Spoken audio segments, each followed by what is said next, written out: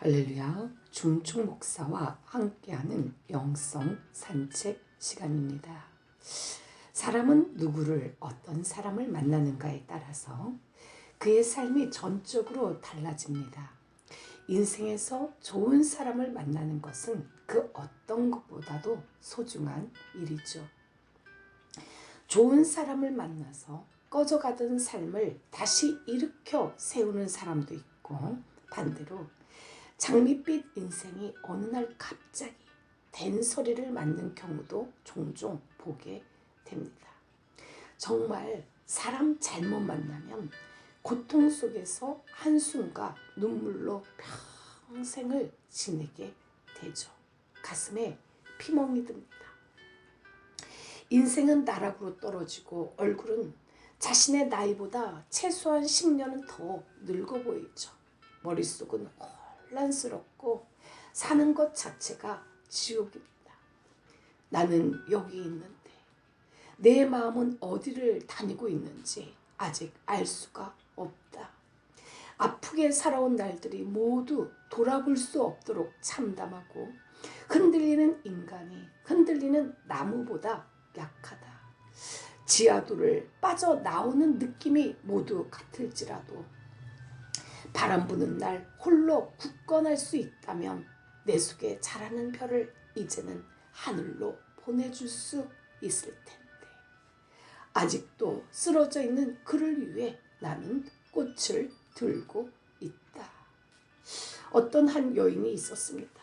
이 여인은 디보스 케어 모임에 찾아갈 때마다 울었죠. 자신에게 밀려드는 처절한 외로움을 견딜 수 없어서였습니다. 성공적인 커리어 우먼으로 사회적으로는 그래도 부족함이 없는 그녀였지만 자신은 혼자라는 생각에 끝없이 우울증에 빠졌습니다.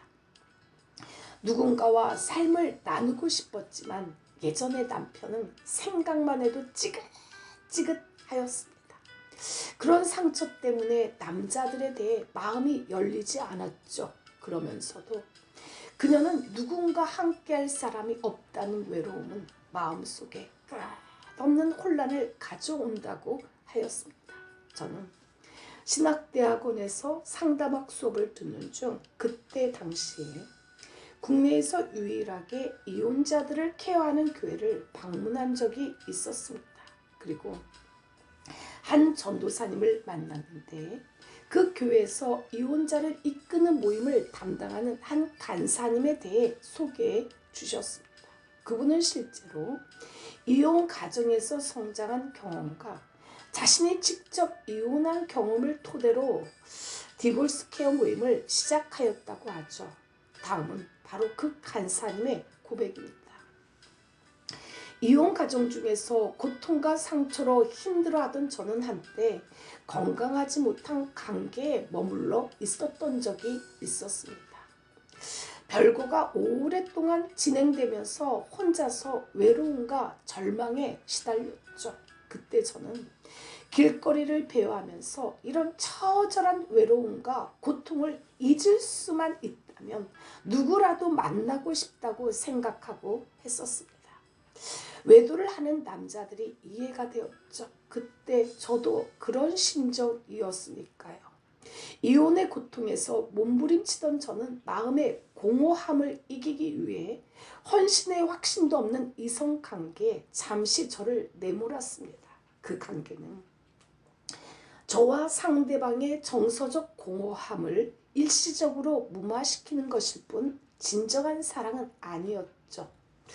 다행히 저는 그 관계가 건강하지 못할 뿐 아니라 상대방과 나를 파괴하는 병리적 관계라는 것을 깨닫고 즉시 정리할 수가 있었습니다. 지금 회상해 보면 그 당시 내가 얼마나 취약한 상태였는지 놀라울 따름입니다. 사랑으로 시작했던 결혼 생활이 실망감으로 좌절되었을 때 사람들은 도피하려고 하죠. 그것은 바로 충동적이고 중독적인 삶입니다. 술, 도박, 인터넷, 쇼핑, 일, 사람 등에 몰두하는 것이죠. 한 여성은 외로움을 견디지 못해 유부남과 서로 책임질 수 없는 관계에 빠지기도 하였습니다. 우울증은 사랑을 하면 치유된다는 말이 있던가요? 또 다른 사랑을 찾아 방황하기 시작하죠. 여기에 관해 택시 운전을 하시는 어느 집사님은 이런 이야기를 하셨습니다. 이분은 하루에도 수많은 손님들을 태우는데 기회만 있으면 복음을 전하시는 분입니다. 그런데 특별히 밤에는 술 취한 사람들이 많이 타는데 예수님 믿으세요? 라고 물어보면 저 집사입니다 라고 대답하는 사람들이 의외로 많다고 하였죠. 더군다나 자신은 집사 평신도라고 고백하면서 자기가 간음죄를 짓고 있는 사실을 고백하시기도 한다고 하였습니다. 남편 아닌 다른 남자와 아내 아닌 다른 여자와 죄를 지으며 그들은 남몰래 괴로워하고 있었습니다. 이 시간에 찬양 그가 찔림은 우리의 허물을 인함이요 한 곡 올려드립니다.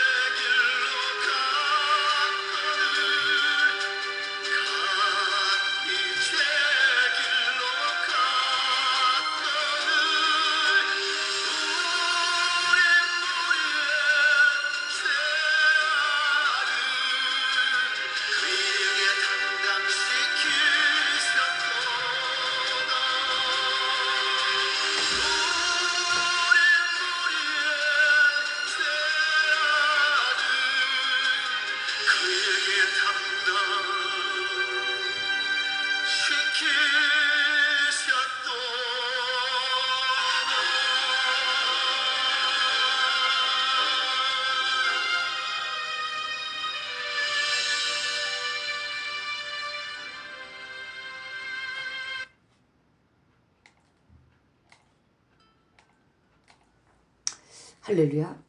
엘리자베스 테일러는 영화 배우로서의 명성만큼 결혼 경력도 다채롭죠. 70이 넘은 그녀는 리처드 버튼과 2번 결혼하고 30세에 트럭 기사에 이르기까지 8번 결혼하고 이혼했습니다. 남녀 간의 사랑은 생리적으로 1년 반 정도가 지나면 식기 시작하고 3년이 지나면 거의 소멸되며 6년이면 완전히 냉랭해진다고 세상 사람들은 말하죠. 이런 연구 결과로 보아 평균 6년에 한 번꼴로 결혼한 리즈 테일러는 본능에 순종한 여자이거나 사랑과 이별을 거듭하며 이상적인 남자를 찾아 끝없이 방황한 요인이라고 할 수 있지 않을까요? 대체로 남자보다 여자들은 일반적으로 사랑과의 관계에서 자기 의미를 찾습니다. 즉 여자들이 남자들에게 매달리는 것은 자기 자신을 찾기 위해, 누군가로부터 인정을 받기 위해, 그리고 인생의 목표와 안정감을 찾기 위해서라고 할 수 있죠. 그래서 때론 사랑의 감정이라고 부르는 바로 그것이 실제로는 인정받고 싶어하는 절실한 외침인지도 모릅니다. 많은 사람들이 독립적으로 당당하게 인생을 꾸려나가지 못하고 자신의 인생을 지탱하기 위해서 사람을 붙잡습니다. 책임감이 없고 손찌검과 언어폭력이 심한 남자에게조차 진절머리를 느끼며 서서히 지쳐가면서도 두 사람의 관계를 끝내지 못하고 가끔씩이라도 잘해주는 남자의 사랑이 그립고 외로움을 견디기가 힘이 들어 다시 남자 곁으로 돌아가죠. 끝내야지 하면서도 다시 그 남자 곁으로 돌아갑니다. 여전히 바뀔 희망이 없는 그 남자를 위해 온갖 기분을 맞추려고 자신의 속까지 뒤집어서 그 남자를 행복하게 만들려고 합니다.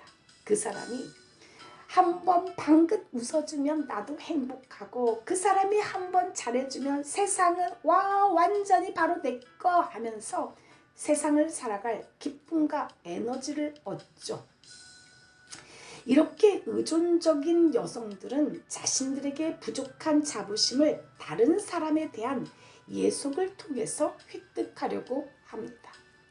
자신을 인정하지 않는 어떤 사람에게 몸을 허락하고 그에게 얽매이고, 또한 그것을 사랑이라고 부르는 것, 이것은 너무나도 불쌍한 자기 존재의 방식입니다. 한 여인이 있었습니다. 학력도 어느 누구도 부러워할 만큼은 되었고, 외모 또한 아주 그냥 오래전에 박진영의 노래처럼 그녀는 예뻤습니다. 그렇지만 지금의 그녀는 어느 직장에서도 6개월 이상을 견디지 못하고 직장을 옮겨 다니는 한 아이를 둔 이혼녀뿐이죠.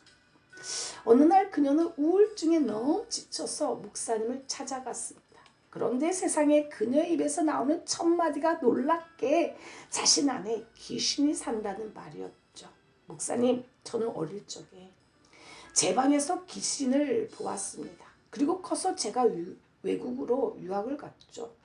외국에 있으면서 저는 남자들과 많이 어울렸고 그들과 같이 잤습니다. 나중에는 자꾸 제 자신이 완전히 변해가는 것을 느꼈습니다. 이것이 귀신이 제 안에서 시키는 게 아니면 뭘까요? 제가 남자들과 자는 것을 좋아하는 여자가 아니에요. 그런데 제가 외국에서 세상에나 그런 생활을 한 거예요. 그래서 어머니가 저를 귀신 쫓는 목사님께 데려가는데 그 목사님 앞에서 제가 귀신 소리를 냈어요. 정말 제 안에 귀신이 있어요. 그녀의 남편은 그녀를 견디다 못해 집을 나가버렸고, 그 후 이혼한 지가 2년이 넘었습니다. 하지만 그녀의 어머니는 이혼당한 딸이 창피하다고 교회 식구들 앞에서도 자기 딸이 사이랑 아직도 잘 살고 있는 것처럼 거짓말을 하였죠. 그녀의 어머니는 아주 부잣집 외동딸이었습니다. 그녀보다 못한 집안이었던 아버지는 어머니를 데리고 와서 그야말로 공주처럼 위해 주었죠. 그런데 그 공주 어머니가 자식 하나를 두었는데 바로 그녀였죠. 집에 기세가 기울이면서 집에 일하는 사람들을 둘 수가 없었던 어머니는 할 수 없이 집안일을 자기가 할 수밖에 없었고 어린 딸의 뒤치다꺼리를 직접 해야만 했죠. 그런데 공주 어머니에게 어린 딸을 기른다는 것은 매우 힘이 들고 귀찮았죠. 이런 마음은 점점 발전되어 어린 딸을 자신의 행복을 방해하는 존재로까지 생각하였습니다. 그녀는 어느 날 자기 딸의 눈을 똑바로 들여다보며 이렇게 말했죠. 너의 눈 속에 귀신이 들어있어. 움직이는 것이 보여. 어린아이에게 그 말은 너무나 깊은 충격이 되었습니다. 그녀의 어머니는 자기를 귀찮게 하는 존재는 모두 악마로 마귀로 보였고 그러기에 어린 자식 역시 자기를 괴롭히는 귀신으로 서슴없이 몰아붙였습니다. 그리고 그런 말을 할 때마다 사랑의 감정이 아닌 자신의 이상한 신앙적 확신의 감정이 그 무서운 말 속에 실려 있었습니다. 그 이후로 그녀는 실제로 자기의 방구석에 그 엄마 말 이후로 그녀는 귀신이 도사리고 있는 것처럼 생각이 되었죠. 하지만 그런 공포에 질린 아이의 마음을 이해하고 도와주기에는 그녀의 어머니는 미성숙하였습니다. 이런 와중에 문제는 그녀의 삶이었죠. 어머니의 이런 태도 속에서 자란 그녀는 극도의 외로움이 올 때마다 아주 잘못된 방법으로, 즉 자신의 몸을 내어주는 방법으로 인간관계를 풀어나가기 시작하였습니다. 혼자가 되는 두려움이 너무나 컸기에 취한 방법이었죠. 하지만 어릴 때부터 교회를 다녔기에 그럴수록 죄책감은 더욱 심해졌습니다. 죄책감이 커지면서 그녀 안에는 하나님이 자기에게 벌을 주실 것 같은 두려움이 커져만 갔죠. 그러면서 그녀는 죄책감으로 인하여 오는 두려움을 엉뚱한 방법으로 해결하였죠. 그것은 바로 자신 안에 귀신이 시켜서 이런 짓을 했다라는 책임 전가의 방법이었습니다. 그녀는 자신의 어머니의 공주병을 그토록 혐오하면서도 그녀 자신도 남편이 그렇게 자신을 떠받들어 주기를 원했죠. 우리 엄마만 그렇게 공주같이 살란 법이 있나요? 왜 나는 안 돼요? 결국 그 가정은 파괴되었고 그 안에 한 아이가 남아 있었습니다. 이 시간에 오늘도 하루길 나그네 길을 나 혼자 가야 해 한 곡 올려드립니다.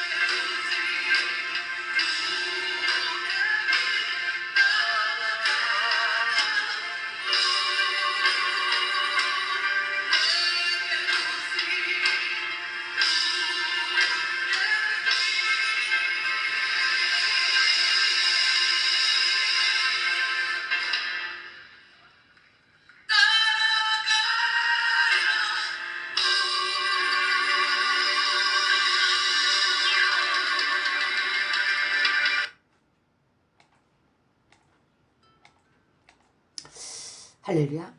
어렸을 적 컴컴한 밤 산길을 따라 걷다가 가로등 주위를 맴돌고 있는 수많은 불나방을 호기심 어린 눈으로 바라본 적이 있습니다. 불나방은 활활 타오르는 불을 너무 좋아하기 때문에 불만 보면 돌진을 하죠. 그들은 다른 벌레들이 죽는 것을 보고도 앞뒤 생각하지 않고 무작정 죽음의 늪을 향해 뛰어들고 봅니다. 그런데 의외로 우리 주변에는 불나방처럼 죽을지도 모르고 덫을 향해 돌진하는 사람들이 의외로 많습니다. 조금만 생각하고 주의를 기울이면 죽지 않아도 될 일을 순간적인 아름다움에 도취되어 죽음의 덫에 자신의 운명을 내던지죠. 돈에 대한 유혹을 뿌리치지 못해서 오랜 세월 동안 닦아온 정치 생명을 한순간에 잃게 되고 잠시 누릴 성적인 충동을 참지 못해서 쌓아올린 명예가 하루아침에 실추되는 사람들을 봅니다.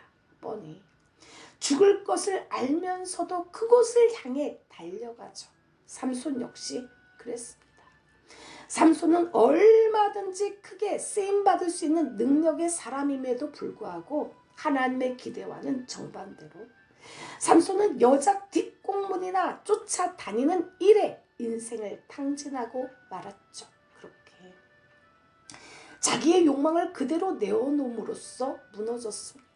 그러나 요셉은 참기 어려운 유혹을 가감히 거절하는 용기를 가졌죠. 남녀가 둘도 함께 있는 상황을 만들지 않았습니다. 음란은 싸우는 것이 아니라 피하는 것이죠. 요셉은 남녀가 둘이 있을 수 있는 상황을 피하고 자신을 지켜보고 있는 하나님의 눈길을 의식하였습니다. 당신은 어떠한가요? 찰나를 즐기는 인생인가요? 그렇지 않으면 멀리 내다보는 인생인가요? 순간적인 쾌락에 자신을 던짐으로 말미암아 죽음의 늪으로 달려가는 불나방처럼 자신의 충동을 다스리지 못해 죽음의 덫속으로 빠져들고 있지는 않은지. 우리가 너무너무 잘 아는 김유신 장군이 있죠. 김유신은 그의 어머니의 말씀에 따라 다시는 기생의 집에 가지 않겠다고 굳게 맹세를 하였습니다. 그러던 어느 날 활쏘기 연습에 지쳐 말등에서 꾸벅꾸벅 졸던 김유신은 자신도 모르게 자신의 말이 기생의 집 앞에 서 있는 것을 보자 화가 솟구쳐 그만 칼을 빼어들고 말의 목을 쳐버려 두 동강을 내었죠. 삼손이 자신의 치명적인 약점인 여자를 끊어내지 못하였지만 김유신은 기생집으로 향하는데 길들여져 있었던 말에 목을 베어가면서도까지 끊어내었습니다. 김유신도 그러할진데 우리는 더군다나 그리스도인입니다. 우리 주님은 눈이 범죄하면 빼어내고 손이 잘못하면 잘라내라 라고 하셨죠. 태어날 때부터 위대한 사람은 없습니다. 바로 위대한 결단이 위대한 사람을 만들죠. 이제 눈을 빼버리고 손발이 잘리우는 아픔이 있을지라도 유혹의 십자가 그 사랑입니다.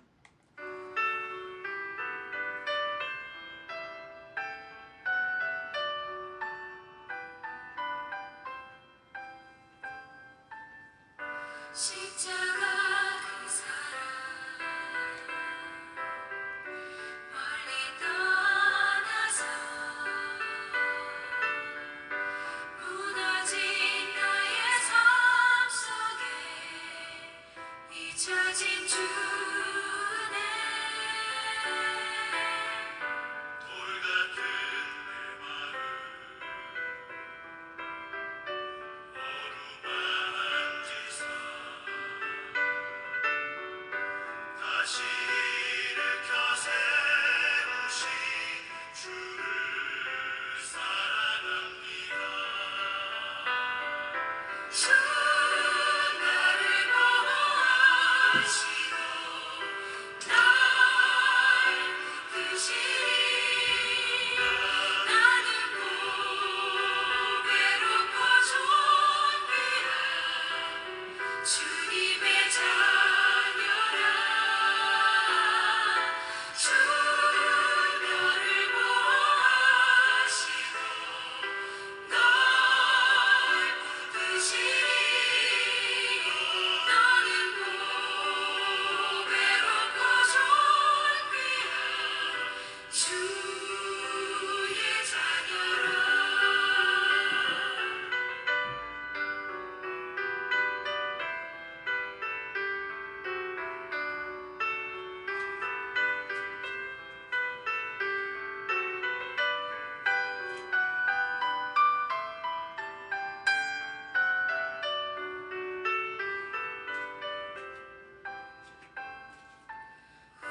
지나간 일들을 기억하지 않고 이전에 행한 모든 일 생각지 않으리 사방에 길을 하시는 주 내 안에 새일을 가신 주만 바라보리라 주 나를 보호하시고 날 크시리 나는 보배롭고 존귀한 주님의 자녀라 주 너를 보호하시고 널 이끄시리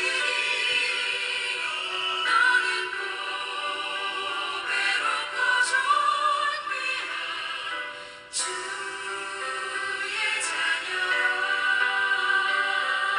주 너를 보호하시고 붙드시리 나는 보배롭고 존귀한 주님의 자녀라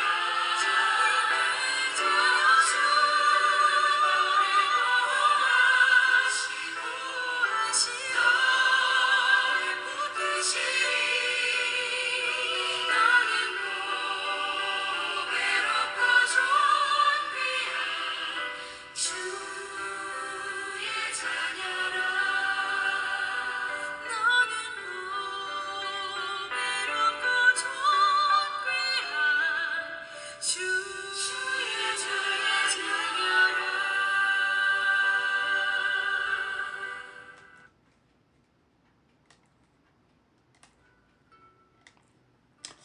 할렐루야.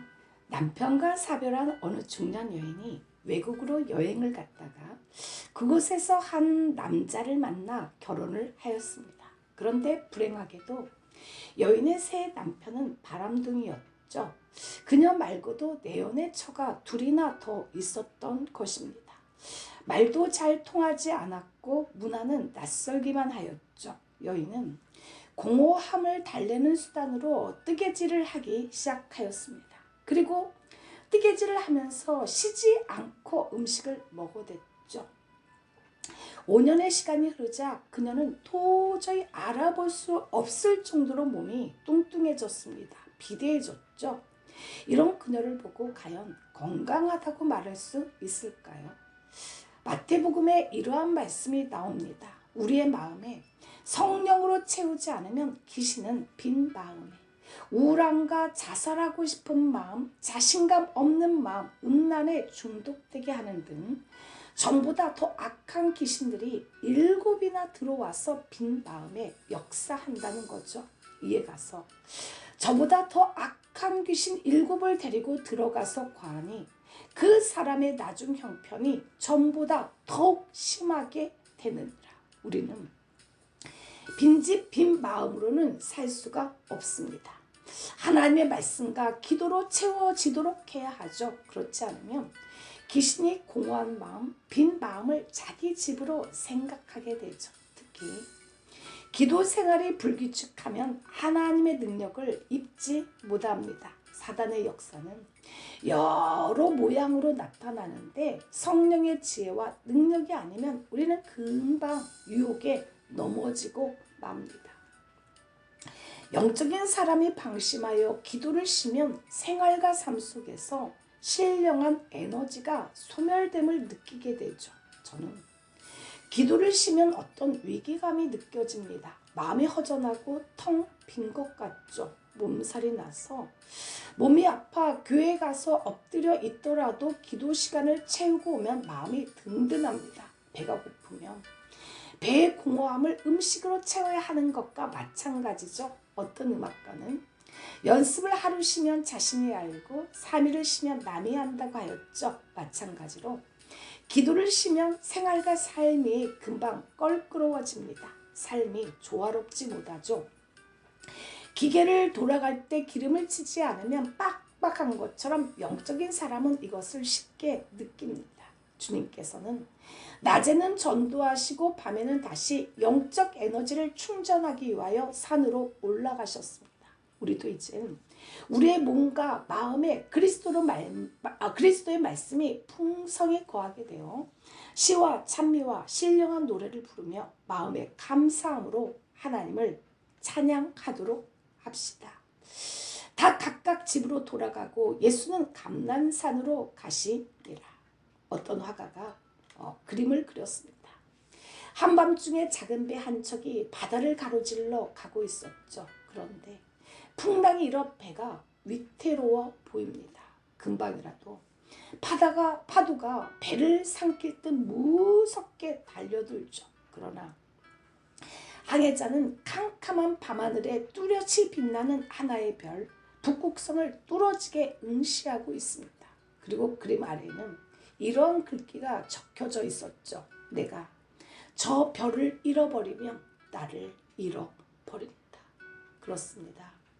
절망의 바다, 인생의 험한 바다를 항해하는 자가 그 별, 내 인생의 참 동반자. 예수 그리스도를 잃어버리면 모든 것을 잃어버리는 것입니다. 예수께서 가라사대 내가 곧 길이요 진리요 생명이니 나로 말미암지 않고는 아버지께로 올 자가 없느니라. 인간의 영은 창조주이신 하나님을 만날 때 가장 건강하고 생명력이 있습니다. 인간의 영은 하나님과 함께할 때 활력을 갖게 되고 하나님과 멀어지면 생명력을 잃게 되죠. 영이 생명력을 잃게 되면 정신도 함께 활력을 잃게 되고 육체도 따라서 활력을 잃게 됩니다. 그러므로 하나님의 자리에서 하나님이 떠나는 순간 인간의 영이 흔들리면서 위기가 시작되죠. 마음 가운데서 하나님을 후 하고 내보내고 대신 다른 것을 하나님의 자리에 두는 순간 하나님의 자리에 하나님 대신 사랑과 물질, 명예욕 등등등이 그 자리를 차지하고 있는 그 순간부터 인간은 힘을 잃고 위기 속으로 빠져드는 것이죠. 이처럼 인간의 마음 중심은 근본 하나님의 자리이므로 하나님이 들어와서 역사하실 수 있도록 마음을 비워둘 때 하나님과 만날 수가 있습니다. 이때 비로소 인간은 하나님이 원하시는 모습이 될 수도 있고 인간의 한계를 넘어서는 뛰어넘는 능력이 나타납니다. 이제 삶에 지치고 무기력해질 때는 하나님께 나아가십시오. 핸드폰 배터리를 충전하듯이 방전된 우리 영혼을 충전해 보십시오. 그러면 새롭게 깨어나는 자신의 모습과 만나게 될 것입니다. 우리가 잘 아는 위대한 다윗 역시 지칠 때마다 힘들 때마다 하나님을 찾아갔습니다. 하나님을 찾았죠. 우리도 힘들 때일수록 새벽 성전에 나가서 올든 강원도 골짜기로 가서 기도를 하든 하나님을 찾아 한번 실컷 울어보시기를 간절히 기도드립니다. 하나님이여 주는 나의 하나님이시라. 내가 간절히 주를 찾되 물이 없어 마르고 곰핍밥 땅에서 내 영혼이 주를 갈망하며 내 육체가 주를 앙모하나이다. 하나님 아버지, 혼자 있다는 것은 늘 두려운 일입니다. 그러나 나는 있는 모습 그대로의 나의 모습을 좋아하지 않았습니다. 그래서 나의 고독이 나를 압도하여 쓰러뜨리려고 합니다. 이제는 나는 고독을 피할 길이 없다는 것을 깨닫게 됩니다. 저는 이 두려움을 피하기 위하여 어떤 관계를 맺거나 음식을 먹어대거나 사람을 붙잡았습니다. 그러나 이러한 일들은 순간적으로 나의 고통을 잊게 하는 듯해도 오히려 더 큰 공허로 내게 다가오고 인생의 길이 보이지를 않았습니다. 아니, 인생에서 일어날 힘조차도 남아있지 않았음을 느끼며 더 큰 좌절에 빠져들었습니다. 주님, 오늘 나는 혼자만의 시간을 가지려고 합니다. 나는 내 자신이 주님과 함께하는 연습을 하려고 합니다. 이 시간에 찬양 아버지 불러만 봐도 한 곡 마지막으로 올려드립니다.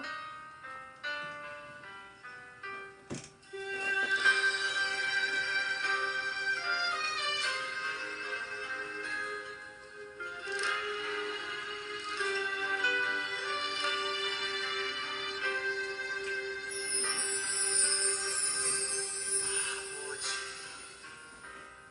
불러만 봐도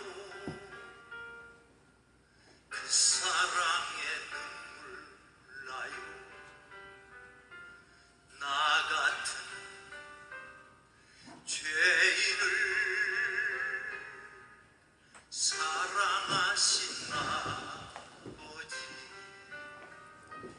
온종일 울어봐도